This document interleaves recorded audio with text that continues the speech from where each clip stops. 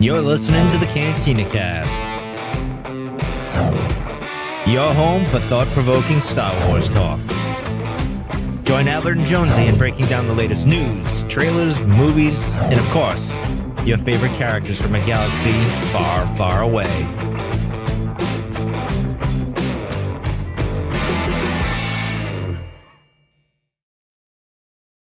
Hello, everyone. Welcome to the Cantina Cast. My name is Albert Padilla, and this is episode 558, where tonight we're going to be talking about the legacy of the Phantom Menace. Now, this is a topic that we had set aside during our 25 years later episode that just premiered, or I guess a couple weeks ago now. But, you know, by the time we got to the end of that show, we were out of time, really didn't have a chance to kind of let these topics breathe. And there was so much more that we wanted to kind of uncover and really discuss. And so here we are back with a more dedicated time slot, more dedicated amount of time to talk about the legacy and all the things that we got from the Phantom Menace. I mentioned today on social media that it was kind of a fulcrum for Star Wars, and a lot of what we got that would then breed into legends and even stuff that we're getting today, and as far as canon goes, came from the Phantom Menace. And so that's what we're going to peel apart here in just a second. And with me to do that, as always, is Jonesy. Jonesy, welcome to the show. How are you doing tonight? I'm doing well, man. A special Saturday edition of the Cantina Cast. Yes, kind of unusual for us, so hopefully people will turn out. But yeah, it was we had a kind of a mishap in fire control last time, but we're back again for this. So before we get started, though, I know you wanted to give some shout outs to some folks here, some of which are with us live tonight. Yeah, they sure are. So a special thank you to all of our now part of the tribe members over on Patreon: Danny, Rob, Mike, Lauren, Dante, Riss, Justin, Jackson, Sharkman, Dan, Daz, Isabella, Uncle Leon, Josh, Jacob, and Rita Reborn. And then, of course, those of our Delusions of Grandeur members: Rod, CJ, Steve, and Daz. Appreciate all of your continued support. We hope you're enjoying the Patreon content. And then, yeah, thanks to our folks out in the live stream. If you're listening to this, we do a live stream, usually a couple times a week. And you can find that over on cantinacast.com/YouTube. And special thanks to everyone who has come out so far: Trent, Steph, JJ Skywalker, Alex, One Up versus CPU, Skywalker's Academy. So thank you all for coming out on Saturday night. We know you have a lot of options on your Saturday evening, so it means a lot to us that you're going to spend it here with us. Yeah. Thank you guys so much. And this will be a good topic. Feel free to, if you're with us in the live chat or for the recording, feel free to chime in with questions, comments. We'll throw them up as we can. But yeah, let's make this as interactive as possible. I'm glad we're coming back around to this subject, though, because I think this is something that we glossed over a little bit. We dug into a few of the themes in the 25th anniversary of Phantom Menace, but I think to really do this justice, we have to really give Phantom Menace a lot of credit. And I know George Lucas is in the news right now, which is kind of an interesting time. I know you guys are going to touch that on Waystation this weekend, but you know, he really set us up for the next 25 plus years. We're still drawing on all of the themes that were established in the prequels. And so I think this is really important to be able to go back and actually look at them in a finer level of detail than what we were able to do when we did the 25 years later. Yeah, no, I would agree. And this isn't going to be a comprehensive list of everything that was discussed. I mean, there are a lot of things that were kind of origin stories or the birth of certain things. And some of that is conceptually the things that we're going to be talking about tonight. But we're not going to get into, like, you know, Coruscant and some of the other stuff that we were seeing for the first time. Rick Oley, for example. I'm kidding. But we're not going to get into some of that stuff. Caught you there. We're not going to get into some of that stuff because, I mean, the list of things that were birthed and the genesis of here in the Phantom Menace is just endless. There's so many things. We could list off so many different things, right? But I think that what we're really kind of a lot of what we're going to be focusing on here is the mythology of Star Wars. And by the mythology, I mean the Force sensitive stuff, whether it's Jedi, whether it's Sith, the Force itself, you know, some of the dogma of the Jedi, the lightsabers. I mean, this is all stuff that's all kind of brand new and was really, again, birthed from the Phantom Menace. So I guess maybe do you have any other kind of opening thoughts on the Phantom Menace itself? Or any of this stuff before we first jump in, which is going to be the Jedi structure? No, yeah, I think this is a great place to start. Okay, so I kind of, to add some more flavor to the show, we started throwing in some quotes and some things. Now, a lot of the quotes that we have tonight come from a couple different sources, really. One of them is the Making of Star Wars book. There's another book called Secrets of the Force as well, which is actually a really great book. I know I've talked about it a few times. I can't reach back and grab it right now, but that book is really interesting. And really, it's kind of a collection of quotes on a lot of different topics in Star Wars from people that were in the industry or around that time, including George Lucas himself, or Rick McCullum, Ray Morton, who was kind of a reviewer at the time. But we pulled a lot of those quotes here just to kind of contextualize some of what we're talking about and some of the origins of some of these things too, right? The other one is, I mentioned, was the making of Star Wars. There's some very interesting concepts that were birthed well before the Phantom Menace, right? Some of this stuff came from the rough drafts and from all the different versions of Star Wars before it actually came into the final draft that we saw in 1977, the final script in 1977. A lot of stuff was in those original rough drafts and versions of the script, but never made it out into, obviously, the original trilogy. It wasn't until the Phantom Menace and the sequel trilogy, or sorry, the prequel trilogy, that some of that stuff finally surfaced. But really cool stuff that was back there that we'll touch on here in just a little bit. But we're going to start with the Jedi and the dogma. And so, let me frame this, and then I kind of want your thoughts on what it was like to, I guess I shouldn't say live the life of a Jedi, because you've never done that, but live through a time, a period where we knew very little about the Jedi, right? And I'll kind of frame this up by saying, when you watch the original trilogy, right, you kind of have a sense that, okay, these guys were the guardians of peace and justice, right? We get that quote from, for over 1,000 generations, the Jedis were guardians of peace and justice in the Old Republic, before the Dark Times, before the Empire, right? That's Kenobi reciting that line. We obviously had a sense that they could use the Force, although that was really limited until Empire, even or even Jedi. We got some more and more. It kind of added on, but it was really limited in terms of what we truly knew about the Force. Nothing to the extent of what we get from the Phantom Menace and thereon.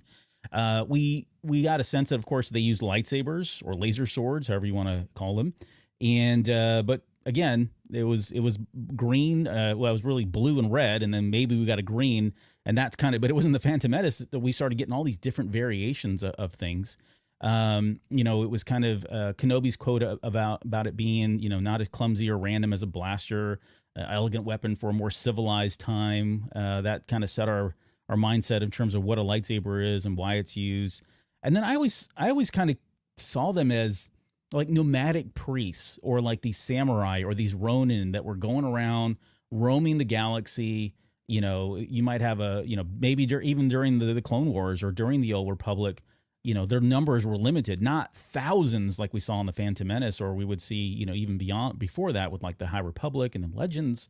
But in my head, they were always kind of sparse, like maybe a couple hundred. Right? These guys were so powerful. There wasn't just, literally thousands of them out there. So all that's kind of what we learned from the original trilogy. Is there anything you want to add to that? Anything I missed? And then I guess, was that your kind of concept of what a Jedi was? Was there anything else that you added on top of that in your own headcanon? Well, and I think we had a lot of that came from George Lucas too. They were very monk-like, right? They were very stoic.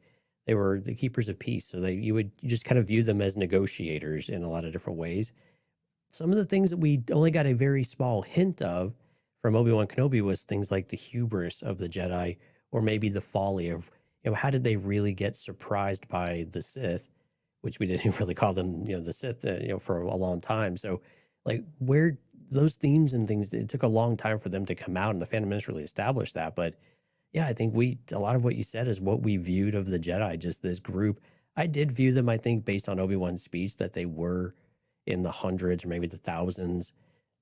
Maybe not that quick, but again, we knew that there had to be a huge downfall, and we didn't really know what the Clone Wars were either, or how they played into things quite yet. So, a lot of those were big question marks around how the Jedi played into it. We definitely didn't really view them as, I think even with Obi-Wan in the bar and what we learned with Luke's training, we didn't really view them as warriors as much, right? We didn't, and they weren't really supposed to be that way. They would fight when they needed to. And I think we even get this from Qui-Gon in episode 1, where I can defend you, I can protect you, but I can't go and fight a war for you, right? And I think that was definitely the theme I felt and remember from the original trilogy. And I think to this day, I think maybe that was the intent, and that's where they were supposed to be coming from. But it was also from a certain point of view, if you will, from Obi-Wan around what they were really doing at that time. And again, you're trying to teach this kid about the Jedi in the hundreds and the thousands of them, in the millennia and the tens of thousands of years the Jedi have been around in a very short period of time. And he'd have the Jedi the ancient Jedi texts yet, right? So he didn't have all the context to go with it. Right. Yeah. So, and then fast forward. So the Phantom Menace, we get the Jedi in ways that I had never really conceived. Right. So now we get a formalized group. They've got basically they're a religious order. They've got their own kind of central body with the Jedi Council. They have official headquarters sitting on Coruscant, right? They've got the temple itself. They're closely aligned with the Republic, which is kind of at odds. In some ways, it can be, right? When you think about Qui-Gon, you quoted that line earlier about Qui-Gon saying he can't win a war for you. And we knew that was kind of preluding what would happen with the Clone Wars and how far away they fall from, what they're supposed to be doing, of course. But that in itself, you see how closely aligned they are to the Republic. We see that in the High Republic. It was the case in the Old Republic and during Legends as well. But they've always been very embedded with the Republic, Republic Army and the Republic itself. So that was kind of at odds, right? That they couldn't win a war, yet they were always being put in these positions, of course. But they were very closely linked to those we got from the Phantom Menace. They were used as diplomats and almost as law enforcement. I think The Living Force, now kind of The Living Force by John Jackson Miller, the book that just came out, the novel, we've done a lot of coverage on it now, but that book does kind of maybe give way to why they're in kind of this diplomatic mission kind of thing. Some of it was the right thing to do, and Jedi were just the best people to send to a situation to kind of diffuse things or help, broker deals or whatever else. But a lot of it, or at least from what we got from the Living Force, was that this was Palpatine's master plan, was to get them out of the norm of being guardians of peace and justice and putting them in these awkward roles where, yeah, they could be effective, but they were losing touch with who they were and what they should be doing, right, as Jedi. So that's been explained, I think, in a lot of ways. I'm sorry, were you going to add something on that? Well, yeah, it was kind of back to the council, because I know Alex brought this up in the chat as well, and I think that was something that was a bit of a surprise of how did I wasn't expecting them to be in a temple and them to be have a council and to be so formal, I guess, in some of that. I don't know why I thought it was. You had brought up nomadic in kind of the intro, and I'm with you. It kind of felt like they would be a bit more nomadic. They would have a central council or something, but it wouldn't be so formal and polished and rigid, or maybe rigid might be the wrong word, but it wouldn't be so posh. Yeah. I think in a way, right? I expected the council to be a bit more, or the Jedi in general, to be a little more grounded and not be elevated with the Republic. But of course, when we think about Obi-Wan's speech in A New Hope, the integration with the Republic, it was there, right? It was a very generalized term, and it was very short. It was very short. But when we go back and see where they were, and to your point, with what John Jackson Miller brought to us in Living Force, really does highlight that integration came at a great cost, because then they were very susceptible to manipulation. And I think manipulation is the right word, to be a little empathetic and sympathetic to the Jedi a little bit here, of saying that there was someone working against them that they thought was working with them. Sure. In more of a partnership, right? So, but again, that integration and that lifestyle that they had, and we saw some of this in the book. I'm really glad that the book is there, because it's kind of a great segue, I think, between some of this stuff, and a great bridge to bring more context of losing sight with the people side of it and getting pulled into many galactic type of matters, which is what we see kind of truly happen more in the original trilogy. A bit of a balance there in some ways, but yeah, I really like the comparison that you and Alex brought there of the kind of the posh lifestyle of the Jedi just seemed a bit at odds with what we would have thought. But again, the original trilogy was very dirty and gritty. They're on the they're on the run. They're in hiding. So some of that's probably just circumstance of how we view the frame and the scene as well. Yeah, I will go to the comments real quick here. Alex says, I never thought they would have a massive temple or even the center of the universe.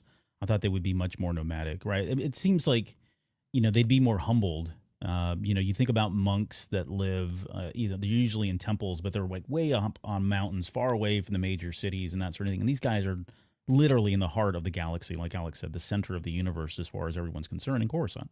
I think that makes sense, though, to an extent. I mean, monks do feel like they're very extricated, just very outside of everything that's going on. They've removed themselves from society in some ways. I think that's not necessarily true, right? There's certainly an element of service and things like that go back into it. I think the Jedi definitely, have a certain responsibility and feeling for. But clearly we see, especially in the book, we see a lot of that has drifted, of course, over time. But so I do like that the Jedi are in the mix and in the middle of it, because that seems to be perhaps the best place for them to understand all of the different areas, and then with the different outposts of what they have across the galaxy, and then you have a centralized body to be able to do it. But that's also tough to be able to prioritize when you start to, again, have the manipulations going in that start to skew what you think is important. Yeah, I was about to say the same thing. Like you're absolutely right. There's certainly a positive benefit of being in the midst of everything, right? In the hub, literally, of the galaxy. At the same time, this is one of the things that allowed Palpatine to really keep a close eyes on what the Jedi Order was doing, and infiltrate them, and keep a pulse on them and manipulate them to kind of like what you're saying here. So it cut both ways. But yeah, again, the point is, the Phantom Menace introduced us to this concept that I had really, never even had thought of, that they would be this, formalized and this structured as well. And there's more here. We've got the line in there, once they bring in Anakin and they're looking at him, they say, no, he's too old for the training, too old to become a Jedi.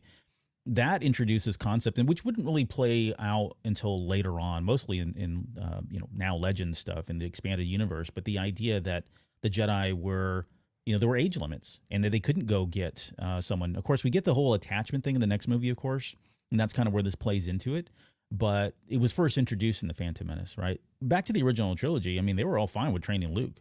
I mean, well, that's not true. He did say he was too old to begin the training, kind of thing, right? But there really wasn't much around it. We had it felt like Yoda was context. making excuses, right? Because Luke was just so, I don't know, whiny. Right.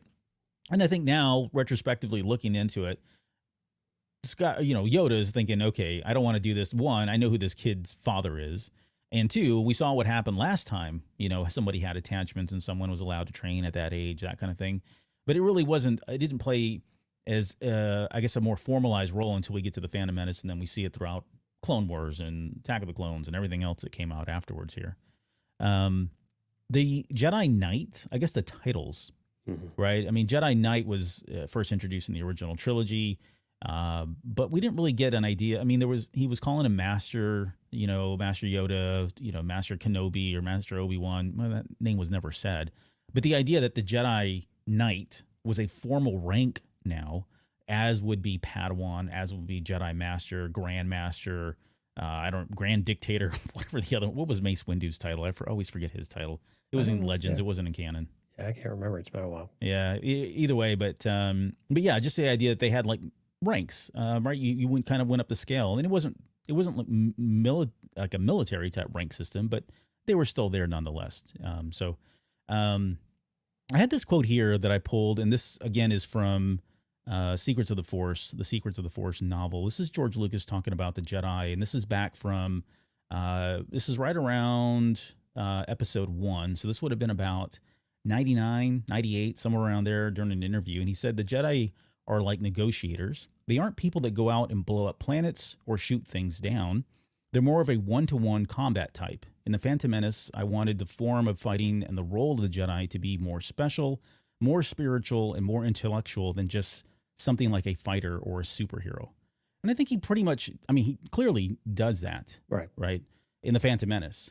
And that's the twist that we get finally when we get to the Clone Wars, and then beyond that as well. When you look back at, like, again, talking about the High Republic, they are kind of in the military role. I mean, they're very much embedded. By the time we get to Phase 3, they're very much in that same kind of role, which is, again, all the reason why Yoda has that look of grief on his face at the very end of Attack of the Clones, because he's seen it all over. He's seen it before, right? Here we go again. This just happened X amount of years ago, 150 years ago during, what was Phase 3 now. But yeah, I think for the most part, that concept still was there. And I think this is what he's talking about is specifically Qui-Gon Jinn, right? We've always talked about Qui-Gon as being introduced as kind of like the prime Jedi or the model Jedi or what the Jedi really should be, wherein everybody else feels like they've kind of detached from themselves. And I think that's where we kind of get the divisiveness that's happening between them, right? Or I know you'd put in here kind of like air quotes, the rogue Jedi, the Maverick Jedi kind of thing. A lot of those concepts started with this here. But I guess your thoughts on that quote, and then I guess anything else that we may have missed here in terms of what we got as far as the Jedi during the Phantom Menace. Yeah, it's the purest form of what the Jedi are supposed to be, right? And I think what we have seen the Jedi become, and to bring the novel back into some of this as well, is that the idea of Jedi being more police-like, and again, stepping outside of those boundaries to where they're not just negotiating trade deals. Now they get involved with an actual invasion and things like that. No, again, those are elements that I think are probably worthwhile of a Jedi to, be in the mix of, even though the Republic is not able to really step in and do much. But when you have a sword, you're expecting to have a one-to-one combat situation, right? You're probably not going to go up against, at least in a human factor, a lot of enemies, right? And you're going to want to talk your way at a lot of different things. And I think that's what we see, of course, Obi-Wan becoming the negotiator, more in quotes on that one, as his career progresses, I think is very much an example of that growth and that opportunity where George Lucas's ideas were coming from, right? But and I think we do feel like the Jedi Knights are really special in the galaxy, and when they're not there, you also feel it. And I think we see that in the Outer Rim with the comments of Shmi and Anakin. Shmi very clearly articulates it on Tatooine. The Republic doesn't exist out here. The Jedi don't have a presence out here. They don't exist out here. So why would there be anything but lawlessness and things outside of your control? So again, you have to bring back your expectations of Republic laws and everything else that any of that matters. But when the Jedi are there, you still have an expectation that they will do something, anything. But I think we also see the other side of that of, Qui-Gon coming back and saying, I didn't exactly come here to free slaves. And he really didn't. He followed the will of the Force, I suppose, and, stepped into the moment to try to save at least Anakin. But you see the limitations of what the Jedi are also able to do in some of those, again, within their mandate. And we've heard a lot of this stuff, especially, I think we get more of this when we get to Attack of the Clones, the debate between Obi-Wan and Anakin, but we see a little bit of it here too between Obi-Wan and Qui-Gon of what's their mandate, what are they supposed to be doing. If you would just agree with the council, you'd be on the council, right? If you would just quit fighting them at every turn. But I think the true essence of being a Jedi is also to follow your heart and to follow your instincts and to follow the living Force and living in the moment of what is truly important right now, mindful of the future, but not at the expense of what they should be focusing on, what they're doing. And again, we get those flavors, and we get that now, but they become much more. They were probably more important here, but they didn't really become more consequential for another 10 or 15 years. Yeah. No, you're right, and we'll touch on that here in a little bit about the living Force and what all that kind of meant, because that was another concept that was introduced here, of course, here during the Phantom Menace. Let's go to the comments real quick. Vlad says, good thing George's movies is they were tonally and stylistically coherent, a single well-executed vision, each within their own respective trilogies, as opposed to basically all the Disney Star Wars. Yeah, I would agree. I mean, we've said that many times as kind of being, as much as we love the sequel trilogy, it's hard to put a through line through that and say that those were really kind of one coherent story, as far as my opinion goes anyways. Let's see. One Up versus CPU says, the High Republic Jedi are almost like superheroes with special abilities and elemental alignments and everything. Yes, that is exactly true. As Jonesy was talking, and you were talking about superheroes, what came to mind was Stellan Gios, right? And that the image of him being on television, being immortalized, and what the people thought of the Jedi at that point. They were the saviors, and they were looked at as superheroes, and they do very superheroic things during the High Republic, more than we see in the Phantom Menace and original trilogy, sequel trilogy, prequel trilogy. They were doing some pretty spectacular things. And so, yeah, I mean, it's definitely, that was probably the beginning of where they started kind of getting away from themselves. And we'll see. I mean, there's still a lot of time that happens between the end of Phase 3 and by the time we get to the Phantom Menace. And so we'll kind of see what continues to brew there. But definitely we're pulled away from that.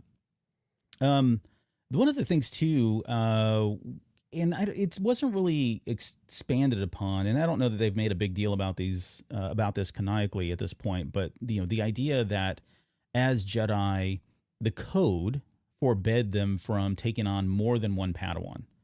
Now, when you think about the Jedi code, there's nothing in that Jedi code, right, that says you can't have more than one Padawan, right? That it's 5-6 lines or whatever it is.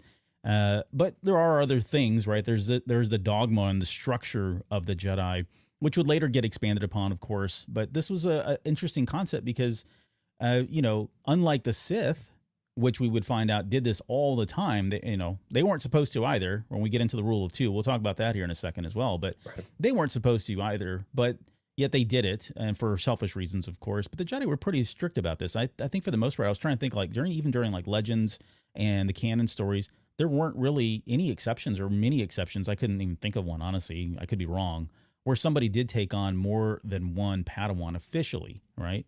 So I think that was important, and I think a lot of that played into just that master and apprentice relationship. If you've not had a chance to read Master and Apprentice by Claudia Gray, a shameless plug for that book, because it really does dive into that relationship and what that's like and what that nurtures as far as the Padawan goes, as well as the master. But there are obvious reasons why they wouldn't take on another Padawan. But anyways, so the idea here is, again, the Phantom Menace at least gave us this kind of concept that they can't have more than one. I think it also gave us the closeness of how a master and apprentice, like when we talk about attachments and things like that too, you do see some of this though with that relationship. And I think that's one of the opportunities to train your apprentice is that you and I are going to have this very close relationship, a very almost father or mother, daughter, son type of relationship in some ways, but it's also very structured and it's going to be very disciplined. And it's going to give you that opportunity. But there's going to be attachment there at the same time. And there's going to be like the will of the Force is going, like I'm going as your teacher, I will die, right? Unless I'm Yoda or one of these others that seem to live forever, you're going to experience loss. And so it's also a natural way of being able to do that. And also just through normal graduation and achievement and things like that. But it's kind of an interesting concept though, of you have to trust one another and you work with someone so closely. And then when you're on your own, are you able to move beyond any of that? And the similarities with the Sith in some way and the parallels are really interesting because you have, only two there are a master and apprentice with the Sith, but only two there are a master and apprentice with the Jedi. But you can have many masters and many apprentices as long as they're paired up. So again, it's that ambition and the things that go into that. But this was an interesting concept though, of the restrictions around it. It does make sense though, right? I mean, we've talked a little bit about this many, many years ago, where you have a group of or they're not Padawans at the time. What are they, like initiates or I can't remember, or the younglings, right? So you have a pool of younglings that are getting group instruction, but that's just more of, getting you, I don't know, just getting you accustomed to what's going on and bringing everyone up in the same kind of community, I guess. Yeah, it's like the basics of training, the foundational things that they need, and then they get more specialized once they're paired up with their master. A master takes one on. Right. It's very much like growing up with, in our real life, right? You usually have a lot more group activities when your kids are really young. And then as they get more, when they grow up and become teenagers and stuff like that, they have more unique tasks to them, right? Or more individualized tasks. You have solos and band and orchestra and everything, or you have things like that. So rather than everybody's just playing in a group. So you have other opportunities to be able to individualize yourself and shine, but also manage some of your expectations of jealousy and envy and things like that within the context of the Jedi, which are also important skills to develop and, self-manage some of those emotions as well. Yeah. Just before we move off the code, again, we're just talking about Phantom Menace. So this one line about, the code forbidding him taking on more than one Padawan. Trent says, do you guys think that the Clone Wars Jedi feared the Sith, despite their mantra not to have fear?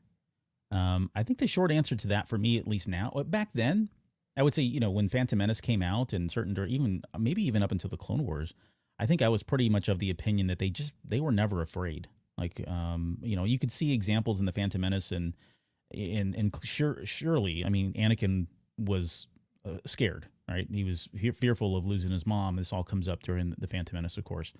So I don't know that I really had a hard concept around whether or not they were truly felt fear one way or the other. But as years have gone on and as the mythology has expanded, I think it's pretty clear now that they do have fear.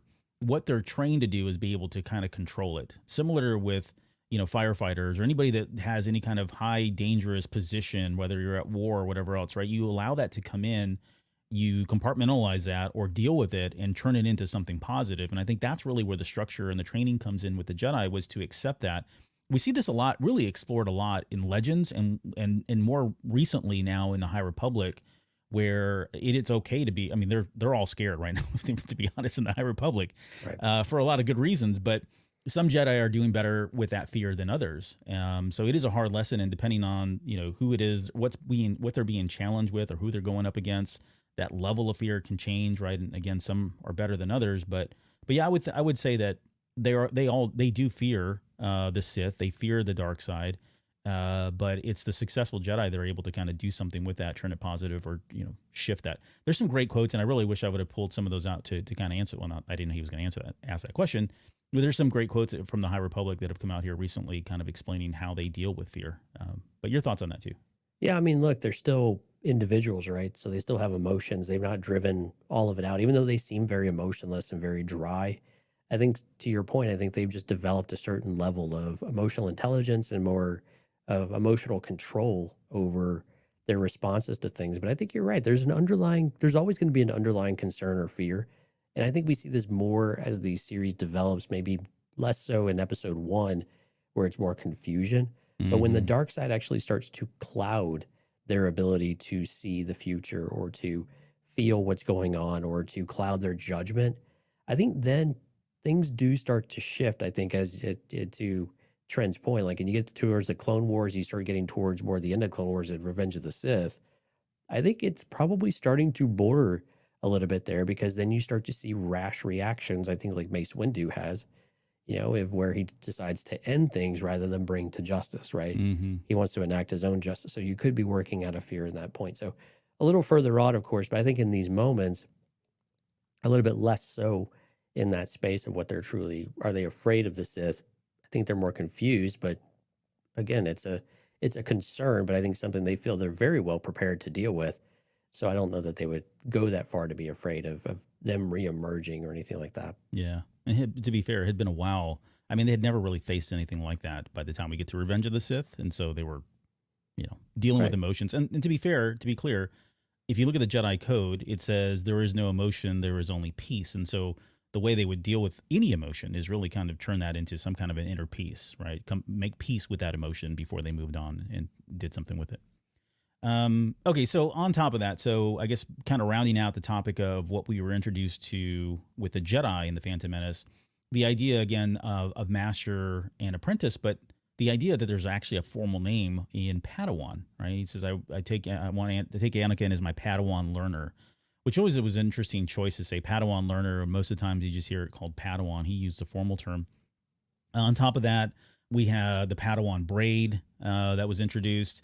That was kind of Lucas took that from, monks that had braids as well, that whole concept. I saw something about Ewan McGregor loved the idea. He thought it was the coolest thing ever to kind of have that braid. And so he'd walk around the set and, show it off kind of thing.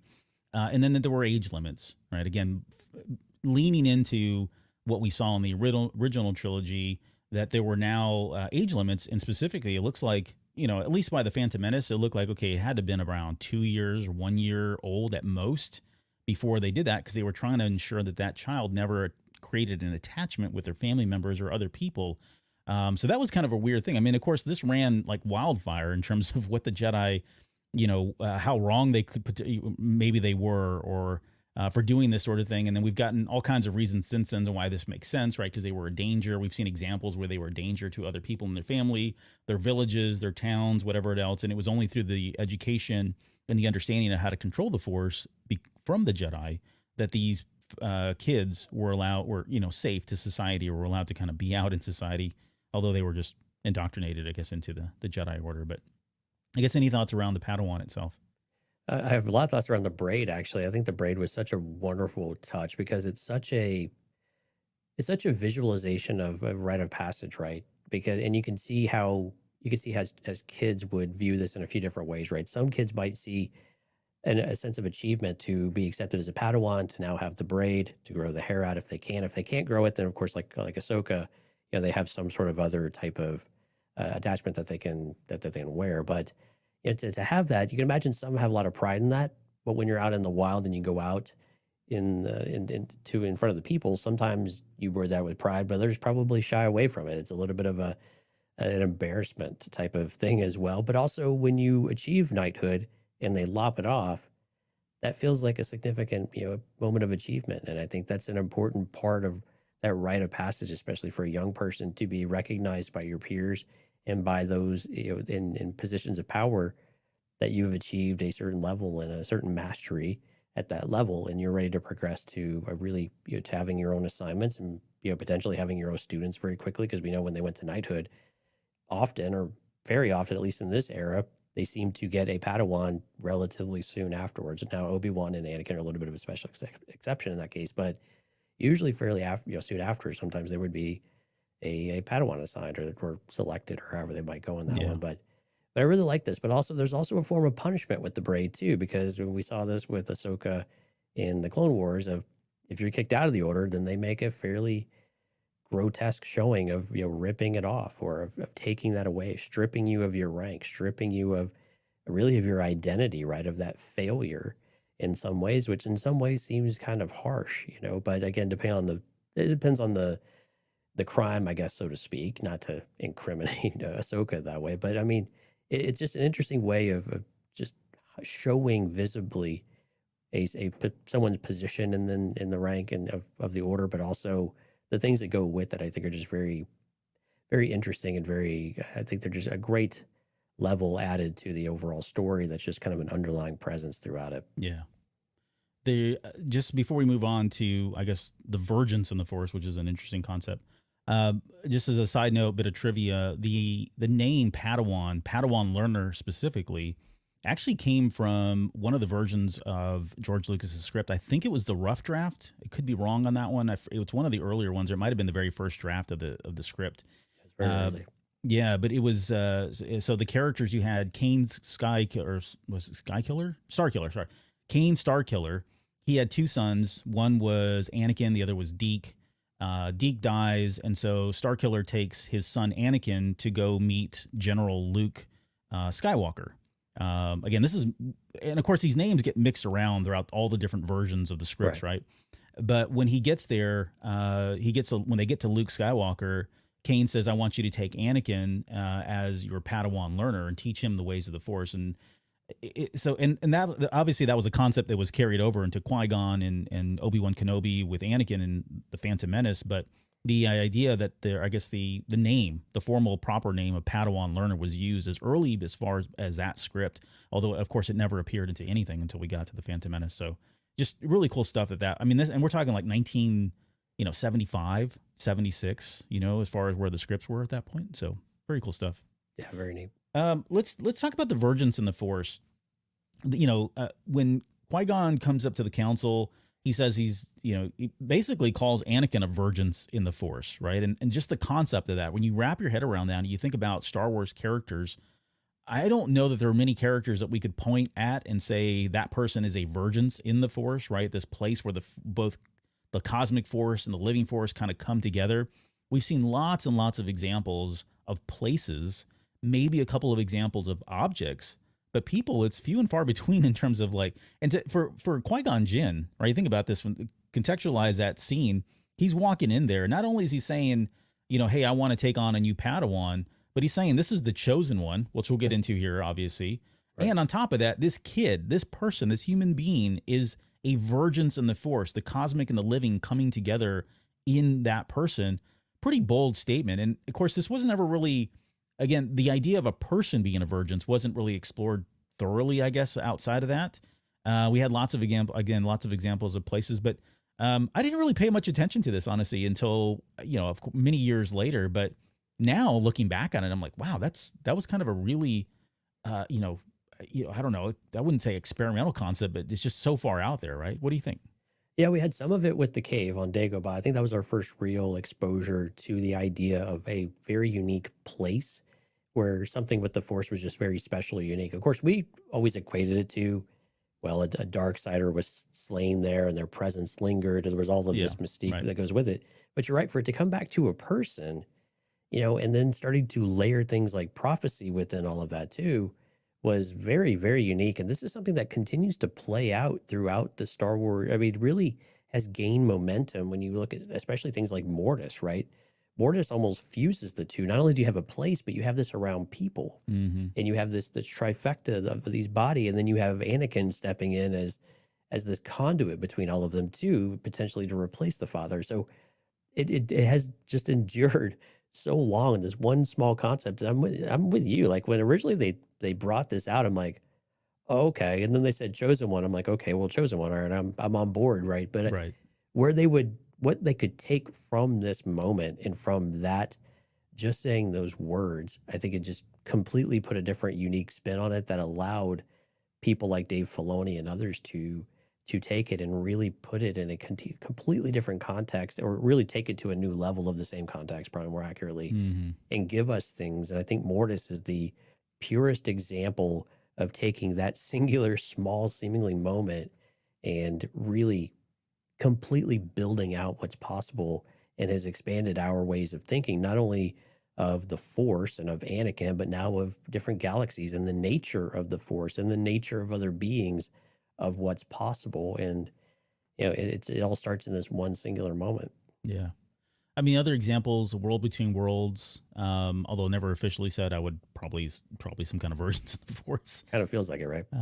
You mentioned Mortis, the cave on Dagobah.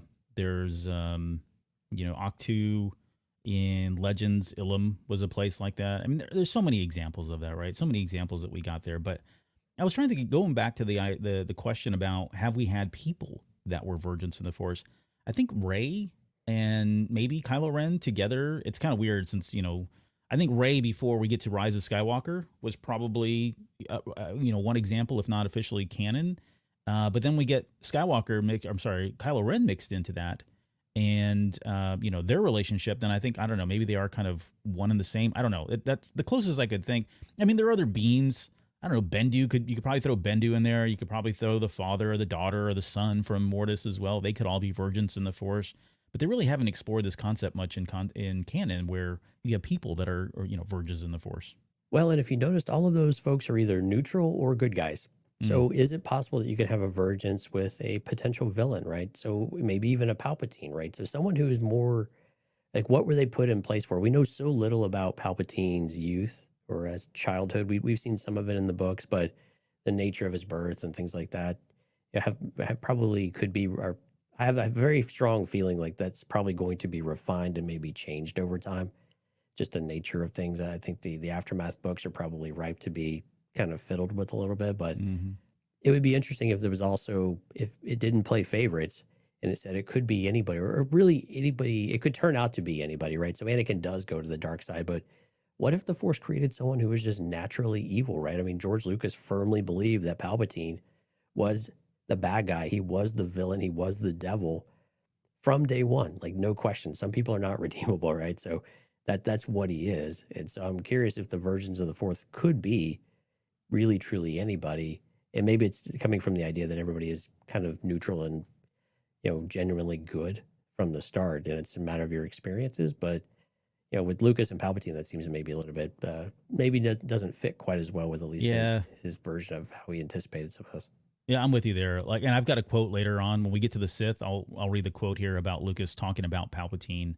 But for me, at least in his head, in George Lucas's head, there was no, he was born innocent. He's like Anakin Skywalker. He just happened to be evil or turn evil later down the road because of circumstances. It's like, no, this person was evil. So that's a good point. I never really had considered, Palpatine as a virgin in the Force, but maybe. I mean, again, this is just speculation on our part, of course. Well, I mean, you can even maybe, if you really want to go out on the limb, you can even look at characters like Dathan, right? So character that really wasn't supposed to have any kind of legs or really any kind of importance or anything ends up giving birth to someone like Rey, who then has a significant importance later on. So, those types of characters you could argue, but again, that's a lot of characters within about 50, 60 years. So that's a lot of versions in the Force. But again, these things aren't necessarily unique to once in a millennia or 10,000 years or something like that necessarily. It's when the situation kind of needs it for the Force to attempt to try to rebalance, right? I think that's how we interpret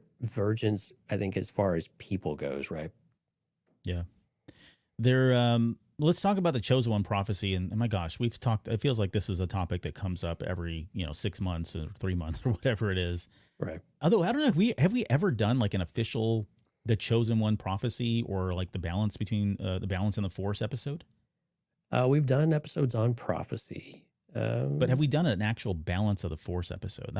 Balance of the Force, I don't within the context of other frames, but maybe not. Yes, but never dedicated. singularly, Maybe yeah. we'll get on that. I don't know. Maybe we'll do it here. We're not going to do it here tonight because there's too much to say. But I did want to bring up that this idea that the Chosen One prophecy was, again, something that was birthed in the Phantom Menace, blew everybody's minds that, you know, this was a whole new way of looking at Anakin Skywalker, looking at Star Wars, you know, the Jedi and the prophecies. And since then, we've gotten so many prophecies now, tons and tons of them. Master and Apprentice had a lot of them. Dooku, Jedi Lost had quite a few of them as well.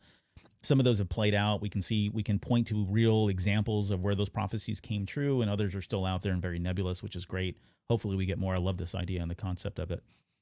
Speaking of which, in Master and Apprentice, Claudia Gray took the concept of the Chosen One and she expanded it. Like, she actually gave us for the first time what the Chosen One prophecy says. And it says, a chosen one shall come, born of no father, and through him will ultimate balance in the Force be restored. It's, you know, a more formalized version of what we hear in the Phantom Menace, but the concept of immaculate conception, right? When you're watching the Phantom Menace for the first time, take yourself back to 1999 or wherever you saw it for the first time, and she just kind of very nonchalant throws that line out there about he had no father, and you're like, wait, what? He had no father? Again, nothing that would be picked up immediately. It wouldn't be till years later. We get into Legends, and of course now in canon, we've got all kinds of ideas of how and why. But he does say he was conceived by midichlorians, and we'll get into midichlorians as well here a little bit later when we're talking about the Force. But that was to be fair, Qui-Gon speculates that he was conceived by the midichlorians. Sure, he had no proof. He didn't have a way to test it. I guess we don't have hard confirmation of it. Yeah. But that's a natural conclusion, though. So yeah, I forgot to add that to Qui-Gon's. I mean, how bold is this now, right? Dude walks in, says, I'm taking on a new Padawan. This kid's ready. He's a chosen one as far as the prophecy goes. Yoda calls him out on it. You know, well, I don't presume. Oh, yes, you do. Oh, yeah, you do. Yeah, made clear your thoughts are or whatever. He's a virgins in the Force. And, oh, by the way, he was conceived by midichlorians. I speculate he was conceived by midichlorians. I mean, it's like, okay, I can see where the council was like, yeah, dude, get out of here, right? Go pound sand. We're not doing the this. Crazy train up just a little bit. The crazy train. You've been talking to Dooku again because this sounds awfully suspicious. Yeah, exactly. That's a good point, right? If you think about it now, too, especially what we know about that relationship and how Qui-Gon was so wrapped in the prophecies because Dooku was. Again, now we're leaning into, was it Dooku Jedi Lost that we saw that, or was it Master and Apprentice? I forget. I think it's a little of both, yeah. Probably a little bit of both. All right, anyways. But yeah, just being conceived by the midichlorians, and then the balance of the Force, which is a whole nother topic. And here we go. Look at this. Dante, right on cue. Dante chimes in, midichlorians, opens envelope. You are the father. A topic that I know we've talked to Dante many times about, and other folks in our Patreon Discord, is really just this whole concept of what balance of the Force means. Without getting into that topic now, the concept, I think, at least from Qui-Gon's perspective and the Jedi Order at that time, was balance in the Force was the Sith weren't around. It's clear as day. It's clear as text when you read and see what they say. It's just the Sith aren't around, and that's balance in the Force. I know we've got all kinds of concepts and all kinds of theories and ideas now from all that, but I do like this whole. There's so much that sprung from the Chosen One prophecy itself, and then of course balance in the Force. Right, Force being restored. That in itself gave us all kinds of stuff to talk about and debate. Yeah, what I like about the balance of the Force debate is the evolution of where it's come from, right? We talk about balance of the Force. It's usually this broad concept of the Force itself being in balance. And I think what we start to see in the Phantom Menace and maybe through Qui-Gon, I think the Living Force does a really good job of this, is really finding true balance within yourself and your individual relationship with the Force. And some of those concepts, I think, with the Jedi appear to be lost in this era, right? Where they've become too concerned and consumed with galactic matters, broader things. But this idea that the Force needs to be in balance, we get so transfixed on, the Sith and the Jedi and all of this, and it's got to be so slanted. But you lose sight over the things that tilted out of balance, right? Corruption, what's the word? Injustice across the galaxy, things like that. Those things start to slip away from you. And I think we see the Jedi losing sight of that. And thankfully, we have a lot of great context. So the themes introduced with episode 1 have been able to be carried out and really do kind of flesh them out of why balance of the Force is such an important part of this prophecy. And mentioning it here makes a lot of sense. And also within the context of where the Jedi are at. Yeah. There's a lot of chatter going on in the text right now in the chat, so I apologize. I'm not going to be able to keep up with all of this. But One Up versus CPU brought up one thing that we can touch on here. It says, I remember there was a scene in the Vader comic where Palpatine was doing the magic hands over Anakin's pregnant mother and making fun of him for believing he was the chosen one. Then people started speculating that Palpatine made Anakin with a spell or something. Charles Soule is the writer of that comic book. He's the one that brought that in. This is from the Vader comic, 2019? Somewhere. I'll find the exact issues if you want to check it out. Yeah. It's a great write. It's a great comic, great to read. But I think he's come out and said, look, this is, if you really take the context of what was happening there, this was Anakin and his vision almost, if you will, right? So it's really hard to say one way or the other that was what really happened. In Anakin's head, I think that what he was trying to say, what Charles Soule was trying to do was say, look, in Anakin's mind, in his head, this is what he fears. You're seeing his fear manifested visually. And there's all kinds of other stuff happening in that it's like a 2-spread page, right, of what's going on. That's right. One little small part of it. There's other things that are around there, and they're all things that Anakin fears of being true. And so yeah, I mean, as a kid, like, take yourself back to canon, take yourself back to the Phantom Menace, and, you know, Anakin as a kid, 8, 9 years old, 10 years old, whatever he is, hears someone say that he was made by midichlorians. And then later on, after his relationship with Sidious or Palpatine and all that, I mean, and by the time he gets to Vader, he starts thinking about, like, wait a minute, what if I was created from midichlorians? Who would have had the power to do that? Could it have been this guy that manipulated me? Have I been just played this entire time, my whole life? Have I been just a pawn? And you put your mindset you put yourself in the mindset of Vader and Anakin, where I'm going to say Anakin, he's really not, but Vader, by the time we get to this particular comic, he's not in the right straight of mind, right? He's been beaten and battered, and he's just pathetic. He's really pathetic, and this is all part of Palpatine's plan to kind of keep him there and keep him a slave, if you will. So yeah, that's kind of where it came from. It did bring about a lot of debate, and rightfully so. But I don't think there was anything in there. He wasn't really trying to say that that's truly how he was conceived, right? That's never been officially said, and I think he's been on record as saying that's not exactly what he was trying to do. Yeah, and I think even when we go to the very end of the Phantom Menace, right, he says, "We'll watch your career with great interest." Does it seem a little sly? You know, maybe there's something there, but it seems innocent enough within the context of that framing, and we want to assume and put more emphasis and more meaning into some things that maybe exist. It is a very provocative panel, though, and I did put the number of the issue. This is volume 2 of Darth Vader, so the second series in the Marvel run. I believe it started in 2017. This issue was number 25. It came out in 2018. So highly recommend it, because this scene is also played out in later content with Luke Skywalker that we talked about with the Sith and the Skywalker in Patreon just a handful of weeks ago as well. So things to remember, things to keep in place. But it's such a polarizing panel, just because you're right. It's hard to tell what's real. It's a vision. He's losing himself. His fears and everything else come into play, right? He's been manipulated. Vader's been manipulated so long as a servant or a slave, as an apprentice to Palpatine. You know, why would you not think that this is all part of this plan all along? Because it seems like your destiny is written. You have doubts. It feels like everybody is telling you all the time what you're supposed to be. And so why wouldn't all those creep into your thoughts? And you start to have thoughts that don't necessarily mimic reality. But I think when we go back to the scene in episode 1, it doesn't necessarily suggest that he is aware of Anakin. And again, why would he let him sit out on Tatooine if there was so much promise within that? I think he would have scooped him up. He, being Palpatine, would have scooped him up and started that process much younger with a very malleable apprentice. You know, while he has a very capable with Maul, wouldn't you think if you had someone who was off the charts with 20,000 midichlorians or whatever, you'd probably put all your eggs in that basket, right? Really early on. So you got a really nasty dude growing up. Yeah. Dante's quoting Matt Martin, who's one of the story group members, said that is 100% not the intended implication, talking about the creating of Anakin Skywalker, the midichlorians, by Palpatine. I'm not saying there isn't a logical misinterpretation that they're coming to. I'm just telling you definitively that is not correct. So there you go. Yeah, the story group did debunk this back in, I think, late 2019. So, and Matt Martin, I believe a couple others may have spoken out too. Yes. Thanks to Dante for the quote there. But I do love, I mean, you're right. It is very provocative, and I know it created a lot of people to be pissed off, but I do like the idea that that's in Anakin's head. that he's so worried that that's actually something that happened or Vader's had at that point. There was something else I was going to add, but we need to move on here. We're getting low on time again.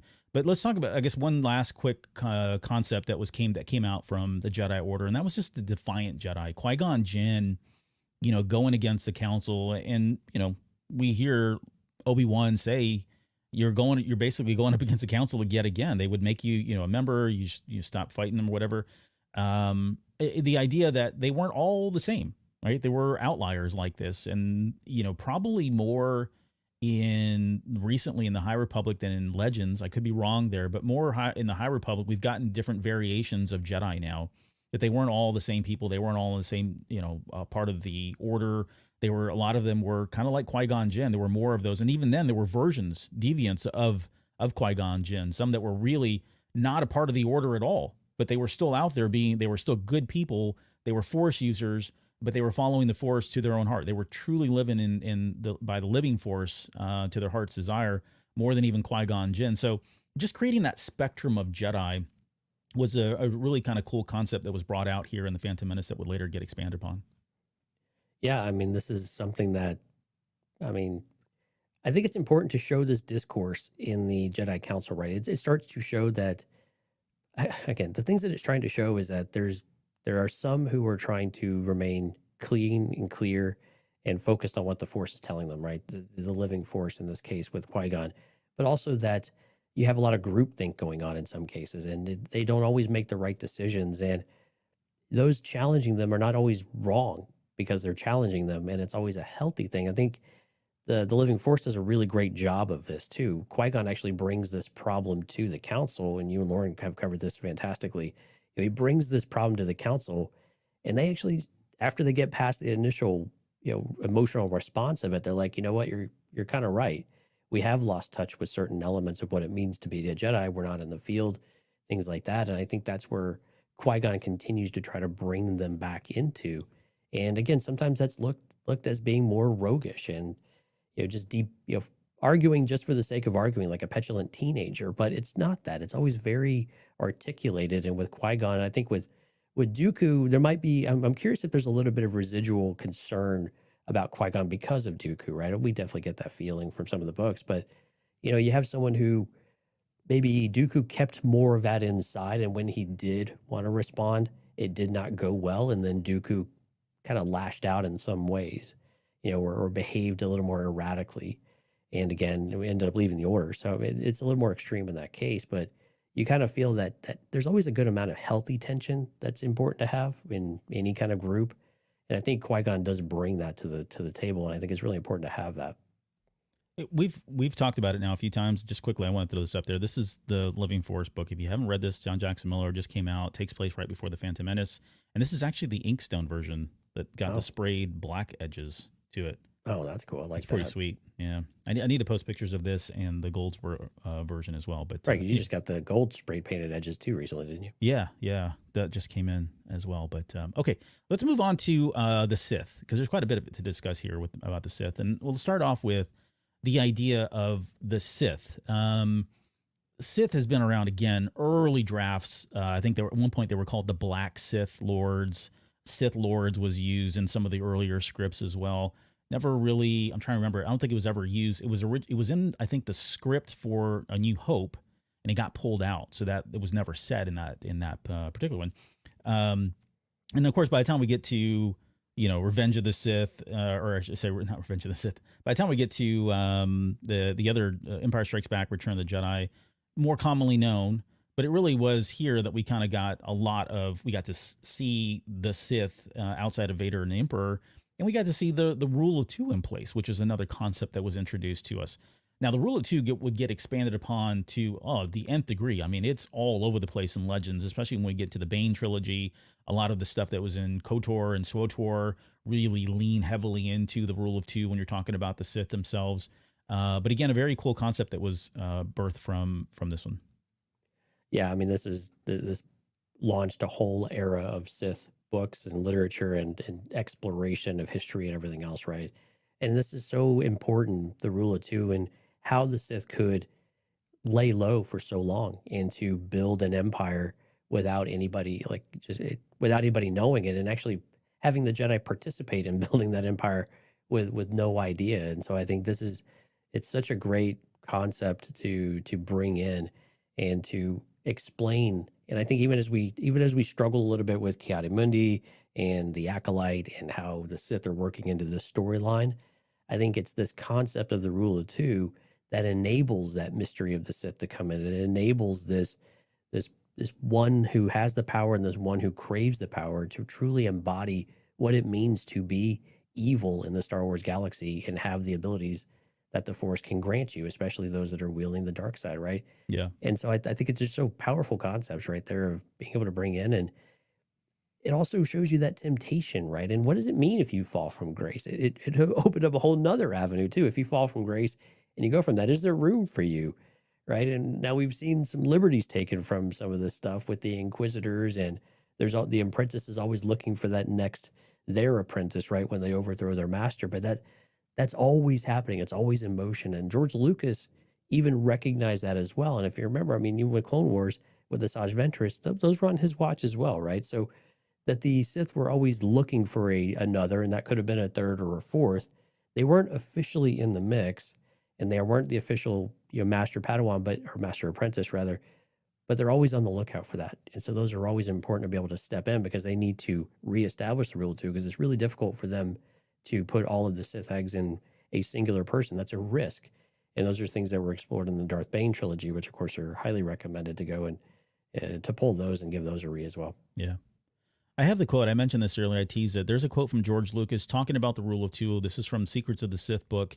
And this is around the time of Phantom Menace. So before we get into, of course, Attack of the Clones and Revenge of the Sith, he's talking about Palpatine at first. And this is what he mentions. He says, Palpatine is the devil. There's no fall from grace there. He's the evil one. Palpatine is a Sith, and there are usually only two of them. So interesting that he's kind of laying that out there. Right. And he says, and that's because if you put more than two Sith together, two of them always want to conspire to kill the third one. So you'll notice throughout the entire series that the apprentice Sith is always trying to recruit somebody else to join him to kill the Emperor so that he can be the Emperor and his partner can be his apprentice. That's a constant. It's greed for power. It's I'm second and I want to be first. These aren't quiet little apprentices who say, oh, I respect you and I want to serve with you, right? That's the Padawan and master relationship. These guys basically want to kill the other guy to take over, right? So this, will be interesting to see. We're going to segue here into the Acolyte just a little bit. It will be interesting to see how much of this bleeds into the Acolyte and how much is being discussed here about the rule of two. All kinds of theories and speculation as to where that series is going. Who is the Acolyte, who's the master, who's the apprentice, right? There's all kinds of stuff here, but it would be interesting to see if we're going to get a relationship where we think there's two, but there's actually maybe two, or maybe there's actually maybe three, or maybe even four that are all kind of vying for power. But yeah, I guess any thoughts around the quote itself or anything else you want to add to the rule of two before we get into the mystery of the Sith? What I find interesting about it is, like, in the prequel trilogy, we don't get as much of this third trying to usurp for the Force. We have a little bit with Palpatine and Dooku with Anakin, but it's really the master trying to find the permanent replacement that he really wants. But we really see this in the original trilogy with Vader trying to recruit Luke. So it's kind of interesting that the original trilogy is actually where we have a very clear example of this type of recruitment happening on screen from the first 6 movies in that case. So it's kind of funny where the original trilogy actually introduced something that we would really kind of backfill with the prequel, which was the intention in some ways, but it would actually firmly establish what was actually happening there. Yeah. Going back to Bane and just kind of the rule of two, at least from Legends, I mean, that was almost kind of described as one of the reasons was, one Sith who had killed all the other Sith became that much more powerful, right? Yeah. When you had Sith everywhere, the power of the dark side was diluted in essence, right? And so that was why Bane was really trying to just keep it down to 1, 2, maybe 3, maybe 4, depending on his apprentices and what he was trying to do and manipulate folks, right? But you couldn't have a legion of Sith like they had for so many years during the KOTOR era because it was diluted. It was spread too thin. So it was more concentrated when there were only 2 people. In canon, we don't really have this concept just yet. Yeah, that's why I'm so interested to see what if anything, if they do anything with the Acolyte, or maybe it's going to happen in some other series down the road. But that at least was the kind of the explanation for it and why he put that in. I think it was the Brotherhood is who ended up killing to kind of whittle it down to 2 people. Yeah, and even there was even more to that too, because when he took Xana on as his apprentice, and she starts to look for others, Bane is very worried about this because the one who kills him cannot be weaker than him. This is the idea that you were pointing out. Yeah. Basically, the only way that the Sith will survive is if it gets stronger with every member that joins, right?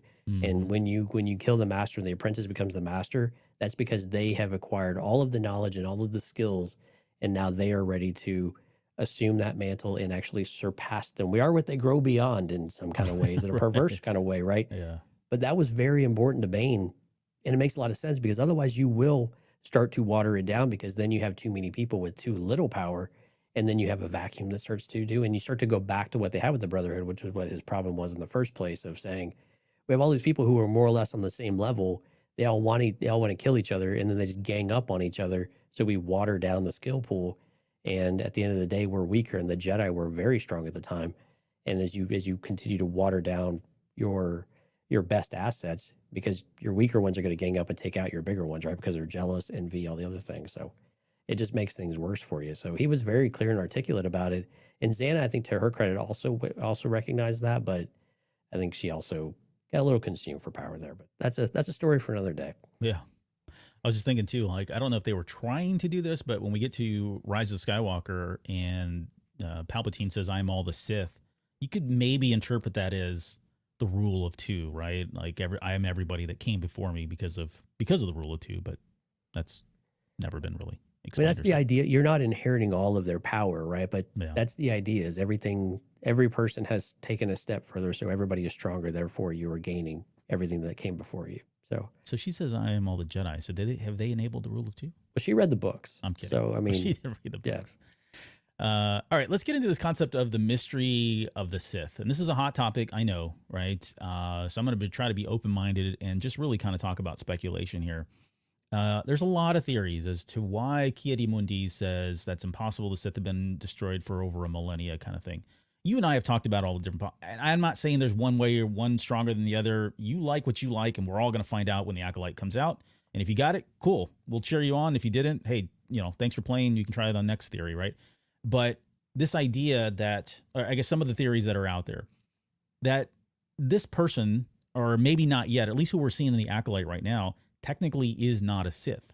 I think it's a very viable. Yes, you can call it, I don't want to call it a retcon, but I don't know what the word to use here. I get where some people would feel like that's like souring this concept that the Sith have really been. Because some people believe they've been around. They truly have been around for a very long time. I think that's probably the case. I don't know in the Acolyte that we are going to see that person yet. Maybe in season 2, maybe in season 3. They could be building up so that we get the big bad reveal of who actually is the Sith Lord that's still around and represents the rule of 2. And they could just have 2 or 3 people running around like May or her sister or anybody else that they've got that could be kind of acolytes or vying for this position as well. In the High Republic, and here's another. I know this is going to rub people the wrong way, especially if you're an old school kind of Star Wars fan, OG fan. In the High Republic, they've done a lot here very recently to give us this concept that there were a lot of different Force users. It wasn't just Jedi. It wasn't just the Sith. There was a spectrum of people, both good and bad. And I mean, some of this came out with the Clone Wars and the Dathomirian witches, right? They're kind of bad, right? And they didn't really use the Force the same way, but they weren't necessarily good.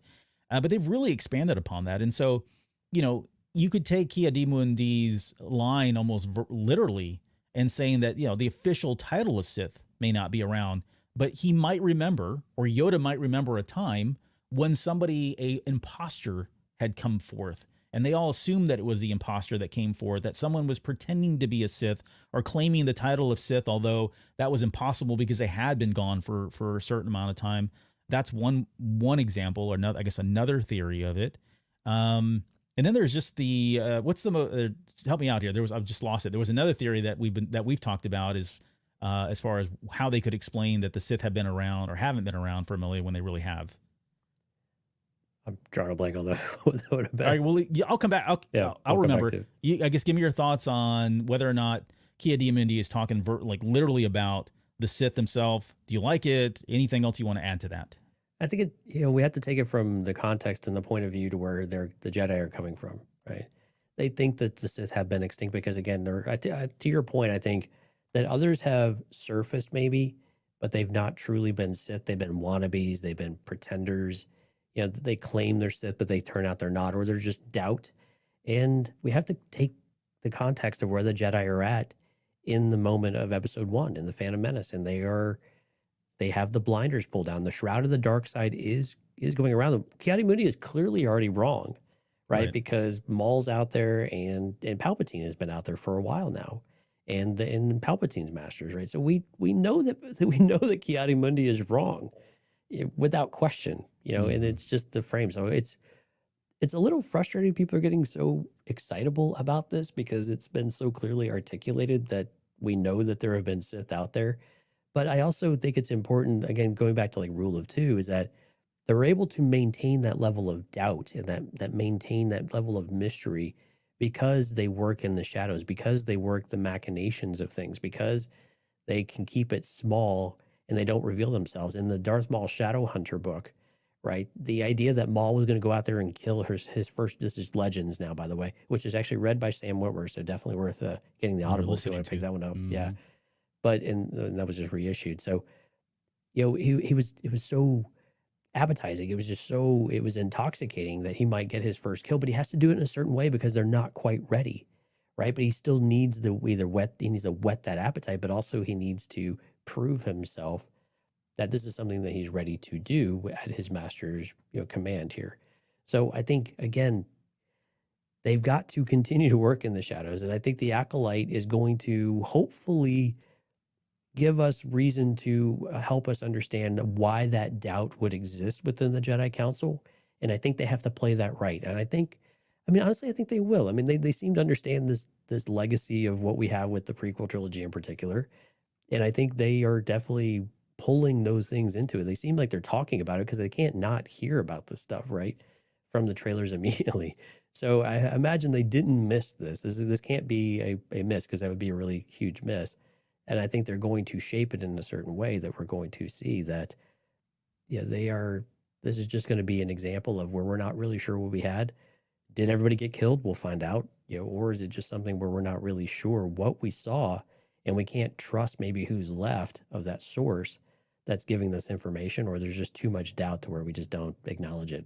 And then 100 years later, things have renormalized. So we have to remember there's time frame in between some of this stuff too, that change the way that our characters will remember. And if they've not seen it for 100 years, out of sight, out of mind sometimes. Yeah. So one of versus CPU bailed me out here. Where it's, and I think this is, again, I don't know how I feel about it, but I think it's certainly viable, especially what we've been given in the High Republic.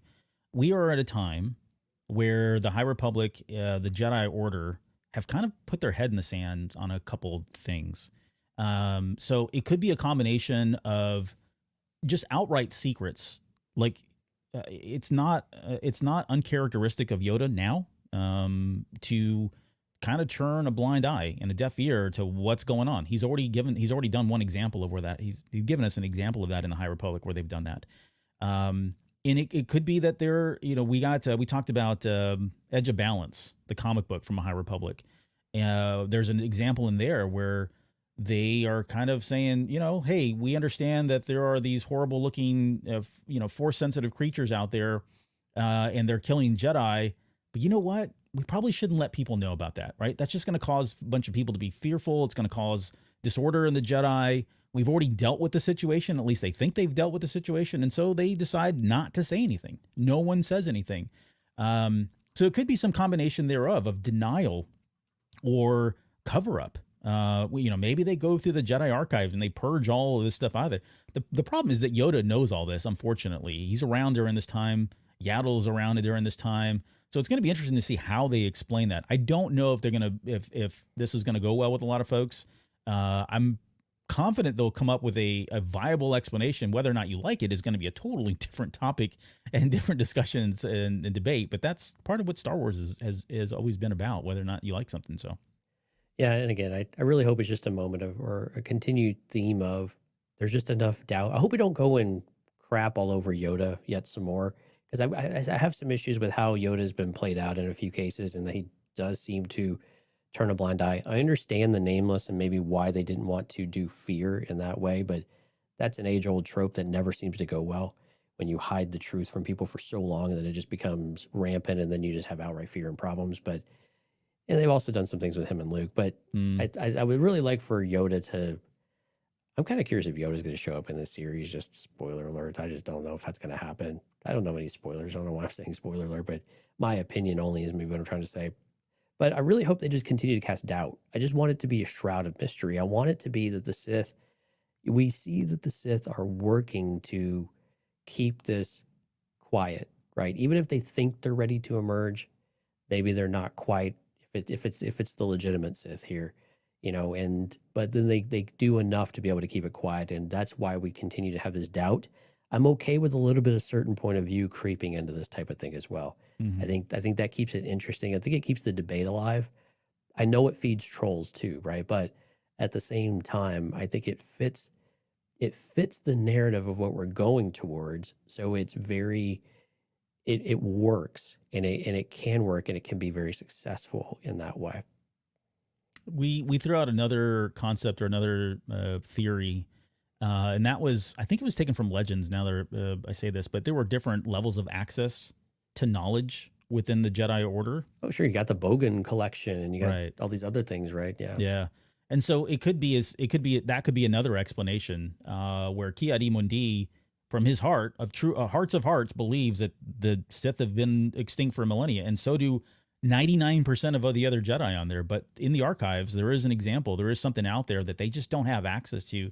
They've never gotten access to that part of the archives that say that they did exist, or they did come back in some form, during the Acolyte era. You would think the council would have access to that kind of information. They would be briefed on some of that. So I would have a little less tolerance for the council playing ignorant because they didn't go read the books in the library. Mm-hmm. It seems like you go into the council, it's kind of like when you become president, you get a briefing on all the nasty stuff that's going on in the world that maybe you didn't know before. When you become part of the council, you have a briefing of some of the things and some of the skeletons. Hey, here's some of the skeletons, by the way. Welcome to the council. This is what it means to be a part of us.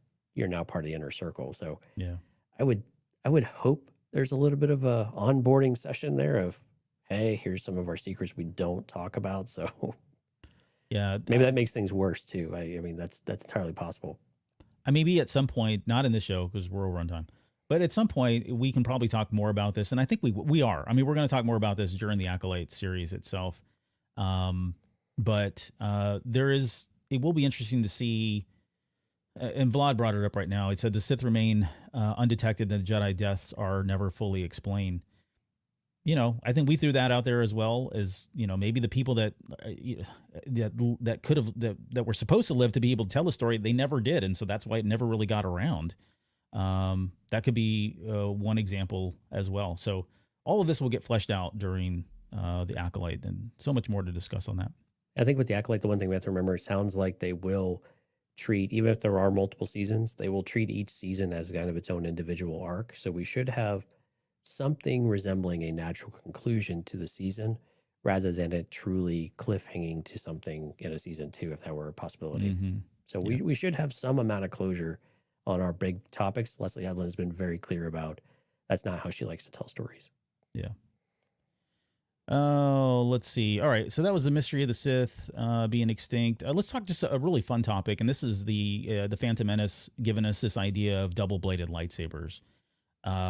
We all seen the scene. We can see it in our head. We played it over a million times, especially when the trailer came out, getting to see that, Maul ignite that second blade. Made video games so much more interesting and fun and complex to figure out. And it really kind of, we'll talk, I have some examples here, and we don't need to dive into them. We'll just cite them. Some examples of versions of the double-bladed lightsaber that came out after the Phantom Menace, but really this kind of opened our minds to a lot of different variations of the lightsaber, whether it was Ezra's lightsaber or the blaster built into it, the spinning helicopter lightsabers, the light whip that we're seeing in the Acolyte. It just really, broke the doors open and said, okay, they're not all the same, right? They could have cross hilts, which we wouldn't get till later down the road, of course. But there was the hinged lightsaber that we saw in Rise of Skywalker that Evil Rey used when she popped that open. Of course, the Inquisitors and their double-bladed lightsabers. Not talking about the helicopter ones, but just the ones that spin. We can talk about helicopters if you want. If you played Jedi Fallen Order, Cal Kestis puts together his little detachable double-bladed lightsaber. I mean, it's one of the coolest scenes ever where he puts that sucker together, ignites it, and then takes it apart, turns it off kind of thing. But, Right. and then we got like dark sabers, and there was different colors, of course, at this point. So I guess anything you want to add into that, I don't know, you can just fanboy if you'd like. Yeah, there's really not a whole lot to add. You're right. It opened our imagination of what was possible. I think what were the most unique things about it was able to actually break apart into two different lightsabers. So when Obi-Wan, destroys or, cuts it in half, Maul is still able to use one. Of course, we see that he's able just to ignite one side when he confronts Qui-Gon at the beginning of the movie, but that it would still function, right? And the idea of having multiple crystals in the same hilt and things like that. And then also, I think the idea of, okay, is this an apprentice blade, or is this something that you have to be a master skills type of level in order to wield, right? So I think that was also another interesting one that played out. I think KOTOR had a line in some of that stuff too, if I recall, and so there was a whole lineage and things that came out as a result of that, of who could wield a double-bladed lightsaber, and was there a certain skill level that needed to be appropriate to it, or was it more of a learner's type of weapon or something like that? So it gave us a lot of different variety, and it wasn't just limited to the Sith. It was open to the Jedi as well. Actually, we seem to see it more often in the Jedi than anywhere else now, but of course we have a lot more of them. But no, this was just a lot of fun. I mean, it was just cool to be able to see it, right? And it was a very epic moment when we're introduced to Maul, or at least when we have the grand finale with Duel of the Fates, and of course igniting both ends of the lightsaber individually, not just at one time. It's just super epic moments that last with us and just kind of continue to build the enduring legacy of this movie. Yeah. All right. So in addition to all that, the Phantom Menace then broadened our idea of the Force itself and broke it up into essentially two components, right? The living Force. And then of course, later we'd get more of the cosmic Force. And then we were introduced to this concept of the will of the Force, which was part of the living Force. And a lot of this, I mean, honestly, we could spend time on it, but I think we did a better job on whatever episode we did a long time ago. 231, 231, something like that. Yeah. All right.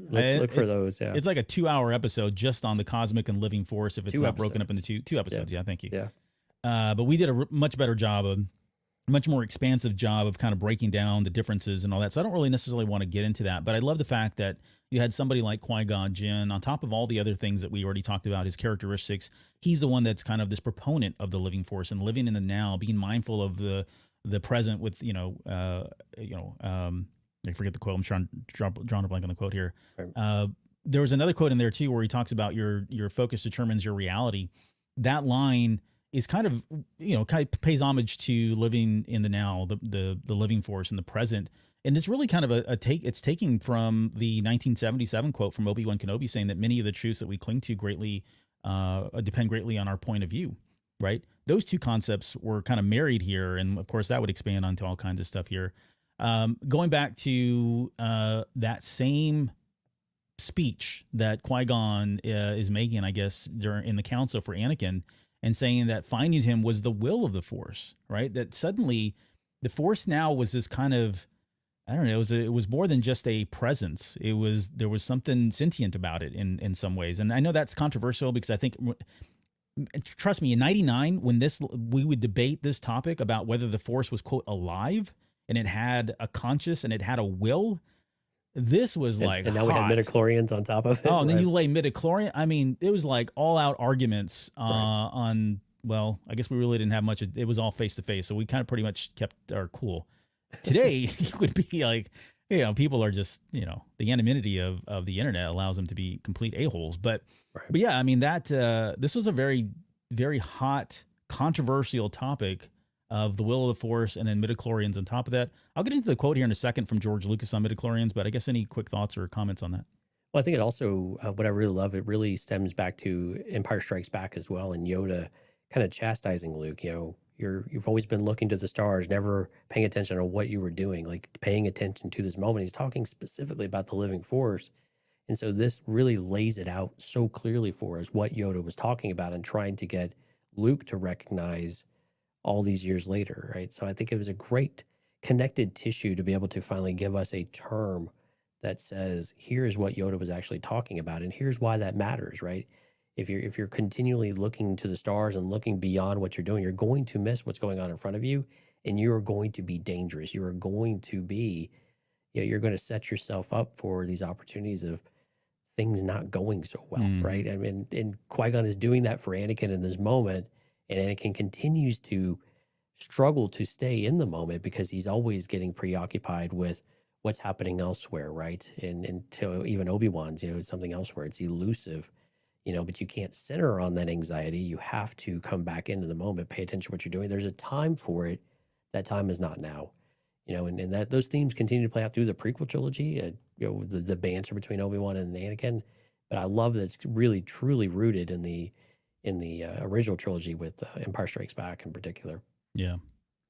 So the quote on midichlorians from George Lucas, he says, midichlorian, this is again, I forget where I got this quote from. I think it was from Secrets of the Force, but this would have been around the same time during Phantom Menace.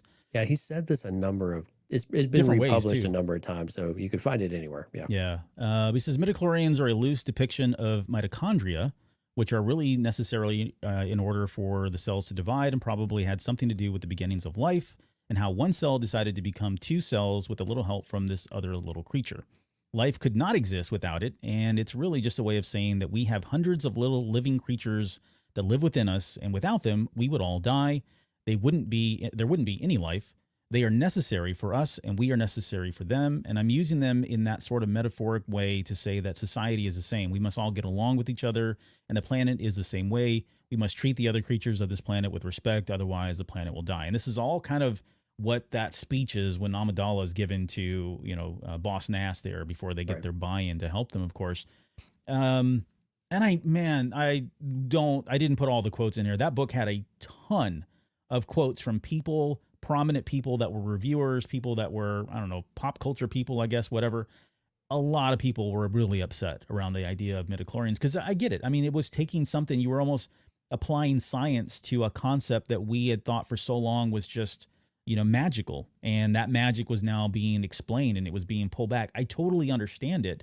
At the same time, it is what it is, right? This is the maker. This is he himself who came up with this.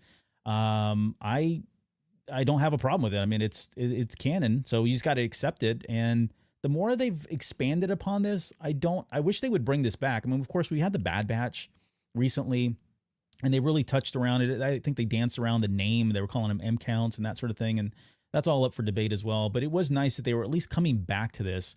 And I just do wonder if they did at any point here on, if they were ever to dive into this even further and really expand upon this and just kind of, pull the Band-Aid off, if you will, and just start saying the word midichlorians and exploring this concept of midichlorians, how well that would be received now that we are, all the kids that grew up with the concept of midichlorians are now the prominent Star Wars fans. I mean, they're like the people that they're catering to. They're not me and you. These guys are like Lauren and of that age. So I don't know that it would, you're still gonna have people that are upset about it. I get it. But I think it's probably about time for them. If they really wanted to explore, they probably could. The problem is George isn't around. And so now you've got to, you're going to have somebody kind of taking their own spin on this to some extent.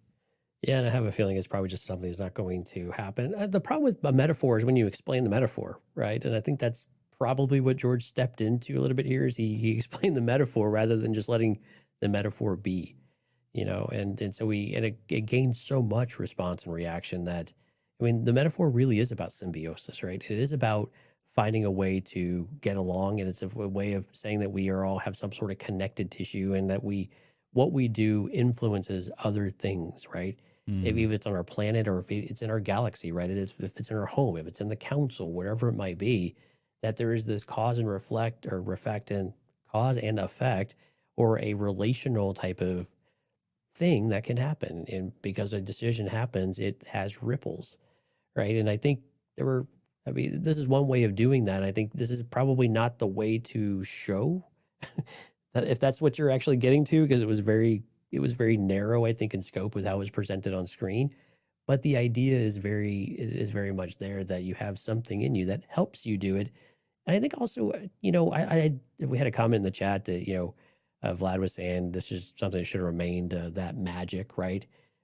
The mystery, the spiritualness of the Force. And I probably feel more that way than I would if I had to take midichlorians or not. I'd probably say I don't need them in it. But at the same time, that there's some element that helps us understand, how is this even possible? How is it that Anakin is so special, in trying to articulate that, Quantify it.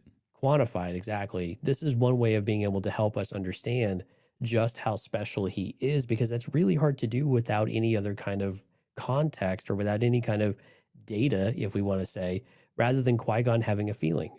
How else would you be able to do that? And say, well, his mother said there was no father. Well, everybody could dispute that, right? If we don't, that happens every day in life. But when you have something quantifiable saying he's got 20,000 midichlorians, and that's unheard of, that's something that people have to look at it from a data point and take more seriously. And I think if you don't have that, then you have people questioning, how do you know this boy is so special? And so I think it's a give and take in some of that stuff there. But at the end of the day, you're right.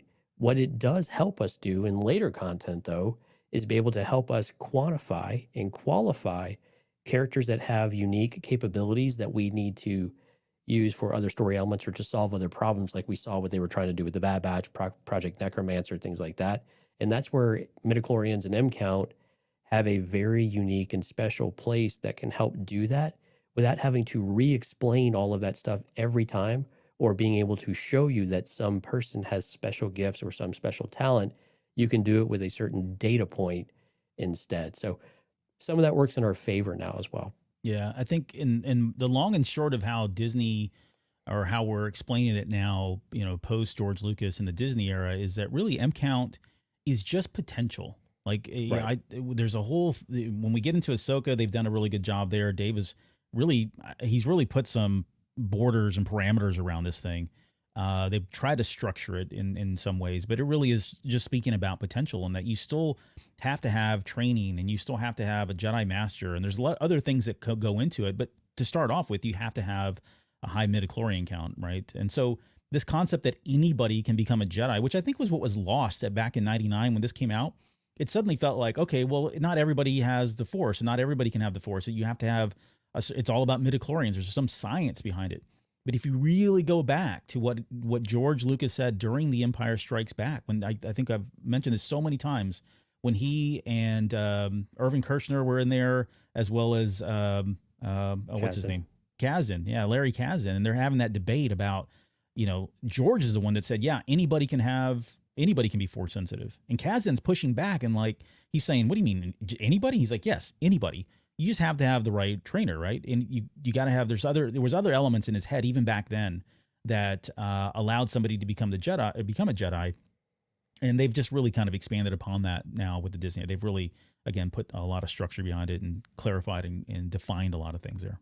Yeah, that's a great point. I mean, that's kind of the negative side effect of some of this, besides fan response, is some of what you were just laying out there too. So I think you lose sight of maybe what the original intent was when you start to quantify, and you start to say, okay, that's how you know. That's how you know. Well, no, it's an indicator, but it's not how you know, right? Right. So the first thing you see they're behaving in certain ways. They're doing certain things that are maybe difficult to explain.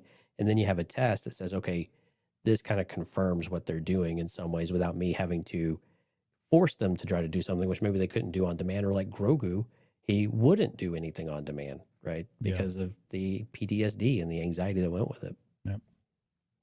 On top of that, let's talk just quickly about Force abilities that were introduced. There was a lot of Force pushing. Both Obi-Wan Kenobi, Qui-Gon Jinn, and Darth Maul all had an instance or in the Phantom Menace where they Force pushed.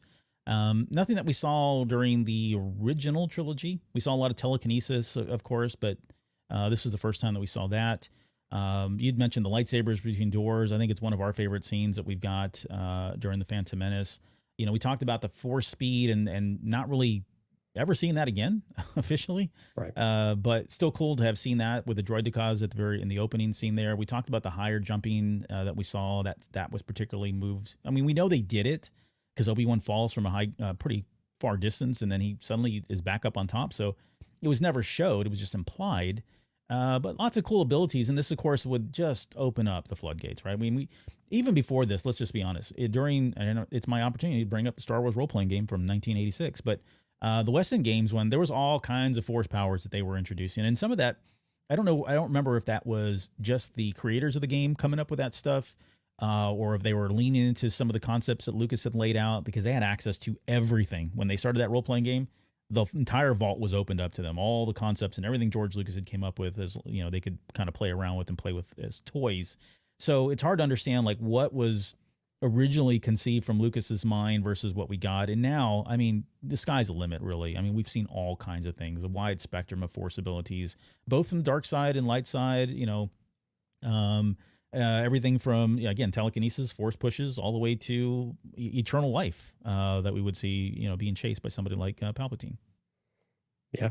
I mean, so many ideas. I mean, it just starts the floodgate, right? Yeah. Why don't we end on this? And this is just, this is probably another quick one too, but this idea, that whole line, immortal line now from Yoda, talking about fear, anger, hate, suffering, you know, being the path to the dark side. When you break that up into the movies, you could argue that fear was the Phantom Menace, right? Fear from Anakin Skywalker losing his mother. The anger was now what we would see in the second movie, which is Attack of the Clones. Anger towards Obi-Wan Kenobi. Anger towards, you know, we've got the infamous scene of him yelling and being angry at Obi-Wan right in front of Padme, and just, you know, not being able to show his feelings and being denied his feelings. And then by the time we get to Revenge of the Sith, I mean, that movie is all about hate. It's all about hate. It's all about the suffering. And on top of that, there is still the fear. There is still the anger. All that, it's still brewing around there. But that last movie kind of really gives us those two concepts before he finally converts into the dark side, literally by becoming Vader at the end of that movie. Yeah, the whole point of the prequel trilogy was to show the path to the dark side. You know, how does a character, how does a person who is so pure and good and just wants to do good in the galaxy and do well by his fellow person become the most feared enforcer in the entire galaxy, right? I mean, that's the whole idea of it. And so I think this line from Yoda, just like you said, it just paints beautifully the next two movies after this one, but also it's going to show you the path of this is what it means to be Anakin. Now, it doesn't always make sense quite yet for us in episode 1. We get a little bit of that with his mother, you know, the missing her. It wasn't really quite apparent what that would be with Padme yet, because they're still children effectively. Yeah, they were both technically still children, you know, but, you know, it wasn't as firmly rooted quite yet, but you start to see the beginnings of it, right? Even though everything is on a very happy note, you start to get an idea that once that fear takes root, and the way they kind of chastise Anakin and the response he has to some of these things, like, well, what does that have to do with it, right? Or when he responds to Padme, I'm a person, right? Yeah, everything, yeah, or I'm a person, I'm not a slave. You see the emotional response, not able to regulate that. Of course, he's a small child right now, but that still continues to happen. As we get into Attack of the Clones, we start to see that more articulated, more clearly. But this was such an important thing for us to be able to understand what is one way someone can go to the dark side. It's not just power, right? It's the power to feel like you control your life and can make different choices and to force things in the direction that you want them to if you just have more power. But it's not about the power itself. It's really about the power to change something, and that you just want something different and you want to protect the things that you love the most. And those are the things that drive us the most crazy, right? When we lose something or we're afraid of losing something, we act a little bit crazy sometimes. And yeah, unfortunately, when you have the gifts and the abilities of Anakin Skywalker, that's going to have significant retribution and reactions across the galaxy. Yeah. Yeah. It's a dangerous mix for somebody with Anakin. But yeah, this essentially became almost kind of like a roadmap, right? Like we take characters now and we put them on this roadmap and say, oh, they're fearful. Let's see if they move to the next stage. Oh, they're angry, right? They're going down the path to the dark side. It's, I don't know, I always think about that line, once, you know, forever will it dominate your destiny. We've seen people that have pulled away from that. So it's a warning. Yeah, it's a warning sign. It's a warning. Yeah. Yeah. But yeah, I mean, it becomes a roadmap. You're watching these characters and wondering, are they going to go to hate? Are they going to the next level? And are they going to start suffering? Do they go to the dark side? But very, very cool concept that was introduced there. There was a question in the chat. Vlad says, "Is it ever explained in the novels or comics whether you can extract the midichlorians?"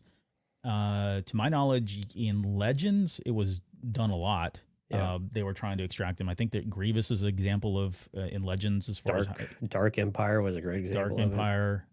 What I don't know if he means like actually separating the midichlorians from the blood itself. I don't know that they actually went through that, or maybe it was that might have been in the Palpatine book.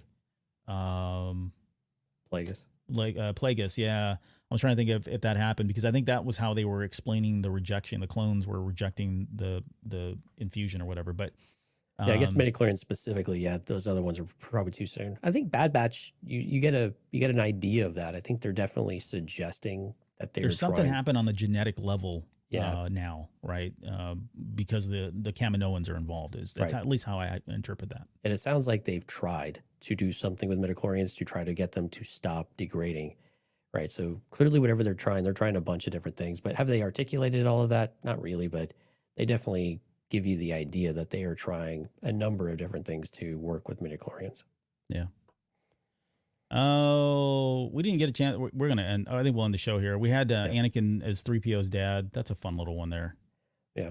And then I think another one just quickly is that, Yoda was always very unique. And then we got Yaddle, right? And so and nothing, we didn't get anything really with Yaddle until the last really couple of years, right? Yeah. Tales of the Jedi had a great story arc with her and Dooku. And then of course she's in Living Jedi and has a really, or Living Force rather, and has a great part in that. And, we've seen her creep up in some other material, but again, Yoda wasn't as special. It did create a bit of noise as well too, that Yoda wasn't the only one. And then they weren't a pair. They weren't partners or any kind of way, right? They weren't whatever they were, they weren't making more of them, I guess. Yeah. So. Yeah, it would be we'll see.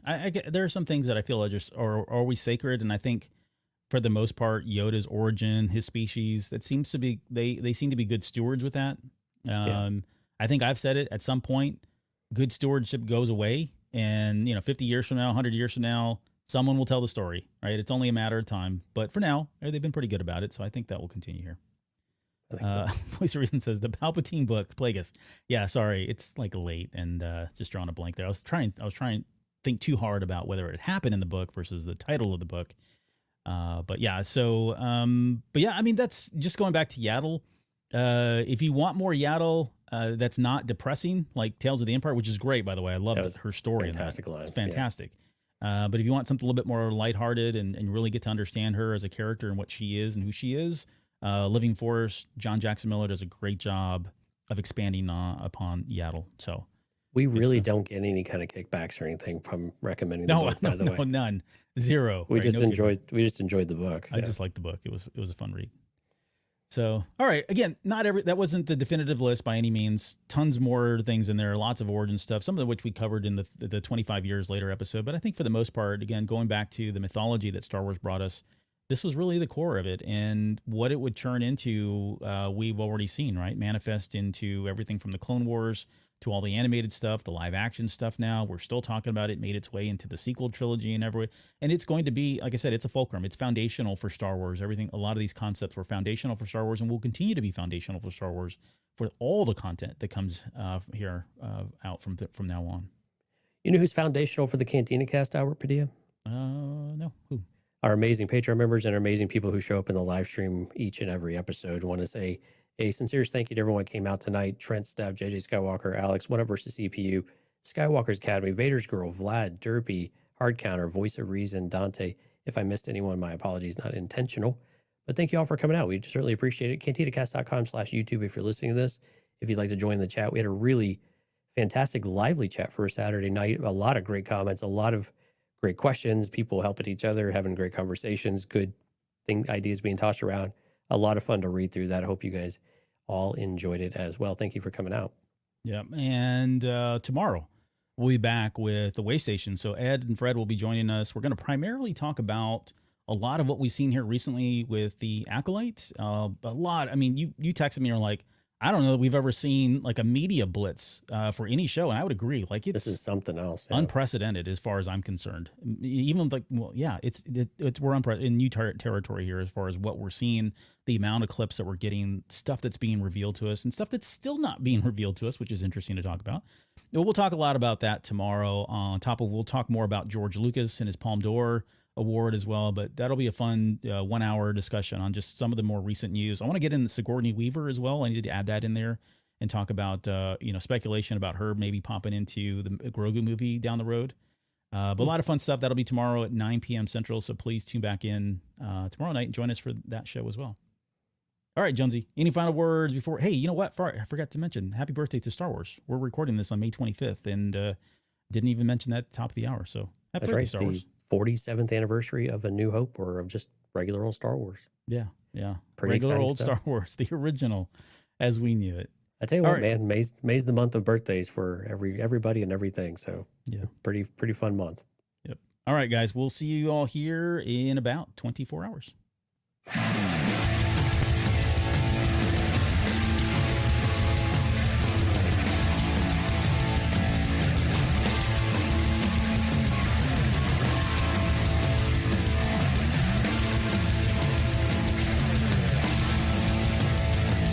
You're still listening? Wow, that's amazing. Well, I'm here to give you the disclaimer. Normally we do a big, long, drawn-out disclaimer thing saying what's what and who's what and all that other stuff, but I think you guys kind of know that Lucasfilm and Disney have no affiliation with us at all, and we have none with them. We talk about Star Wars, which is their property, and all that other good, fun stuff, but I think you can tell which is our stuff and which is their stuff. If you can't, well, then send a lawyer to send an email to me, and I'll be glad to chat with them. Other than that, you know what's what, so that's your disclaimer.